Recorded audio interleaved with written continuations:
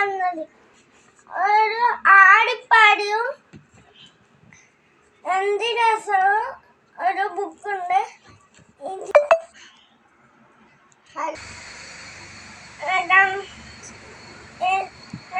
നമ്മ സ്കൂള് പൂട്ടി 2 മാസം സ്കൂള് പൂട്ടി മാഷ് 2 ബുക്ക് തന്നിട്ടുണ്ട്. അത് നമുക്ക് കാണിക്കാം. വീട്ടിൽ നിന്ന് വായിക്കാൻ തന്നതാണ്. നമുക്കൊന്ന് കാണാം. പ്രേമാനന്ദ ചമ്പന്റെ